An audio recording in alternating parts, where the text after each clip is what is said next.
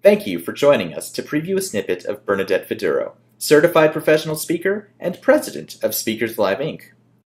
In this snippet, Bernadette is talking to professionals about how to use visual aids in presentations for maximum impact. All right, visual aids allows for people that are not just auditory but visual to seed the content of what you're talking about in your mind's eye. We want to use our visual aids when you open a presentation. I once got a standing ovation from Chrysler Corporation when I went in to do a Train the Trainer program on thinking outside the box, innovation and creativity. And this was in the mid-90s. And I had this Hoberman spear. It's a ball that you open up and it would be larger than I am. And it was actually about this big. And I'd start off that program by walking into a room of individuals and say, this is your brain. Imagine with me that this is your brain. And it's this colorful ball. And I say, if you are willing to let go of your biases, let go of your predisposed ideas about how things are supposed to work, that we've done it before, fire hosing, getting rid of ideas, and every time I'd say something, I'd open the ball till it opens up taller than me and wider than me. Then you can expand your thinking, your innovation, and your creativity. And I put it on a little cocktail table. And that was my opening, and everybody got up and just applauded. No one had ever seen a Hoberman spear. They thought it was really cool. When you're starting your presentations, you can use hay, you can use a bottle of wine, you can use fruit, nuts, whatever you're talking about to get the audience's attention. You use visual aids when you want to channel people's thinkings, when you want to direct them in a certain way. We talked about sales yesterday. Who's a salesman? What is a salesman? This was the idea that we have of salesmen, right? This used car salesman. So again, very visual picture of this is not who we are, but yet we're all in sales. And that's the idea we get when we say we're salesmen. Key concepts. When we want to emphasize key concepts, it's great to use visual aids. Statistical data.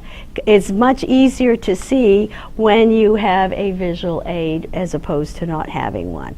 Comparisons, which BMW did you want to buy? New concepts. This is actually the Space Center in New Mexico, southern New Mexico, where they've been trying to take people up to the moon, and for many thousands of dollars you can get a ride up to the moon. So introducing new concepts. What we know is that when you use pictures versus words, the recall, 72 hours, is increased. So we want to cement those ideas in people's mind's eye. Now, we heard about visual aids that are too busy from the group over here. Here's an example. I mean, what are you asking your audience to do when you put up a slide like this?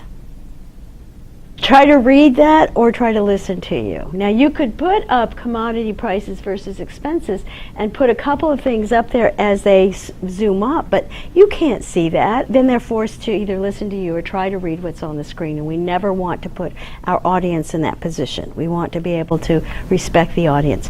Meetings are conducted in 28% time less when you use visual aids. So you can get your meetings done quickly. Proposals are approved twice as often. Persuasiveness is increased by 5 times by one study, and Harvard said that comprehension is increased by 87%. Think about Steve Jobs, one of the greatest presenters of all time. He used very few words, if any, in his presentations. This is him rolling out one of the Mac products before he passed. Legibility. People need to be able to read things, and they say that your font should be at least 20 point size. Mine are all about 32 point. So you see not that many words, just key words that are on there. And people need to be able to actually see what is on the slide. I have a 10-second rule. Tell the story. Don't write all this stuff down because no one's going to be able to read it. We have a lot of PowerPoint failures, slide failures. People read the slides, as you mentioned. The font's too small. People put full sentences on there as opposed to just keywords. There's color choices. Every LCD projector is different. So if you're going to give a presentation, I beg of you to go early and run through every slide. I cannot tell you how many times I have been in a room like this and it looks beautiful, and next week I'll go someplace else and you cannot see what's on the slide because the color wheel is different in a different LCD projector. So you want to test it because it's very frustrating for the audience to try to see that the colors aren't working. Sometimes people think that sounds are fun, too complex charts, a lack of flow. I once was presenting at a veterinarian's conference, and they were talking about rabies. And in between the animals were these very large-bosomed women in bathing suits. And it was a predominantly male conference, but it was politically incorrect. You wouldn't do that. I mean, this was years ago. And, he said, well, it was to keep everybody's attention. In today's world, you get into a lot of trouble doing something like that. So you want to make sure that it's a cogent presentation and that you're not using artificial items to try to draw people in. You can have a shock factor, but be careful. In today's world, it just isn't worth your reputation or the company's reputation.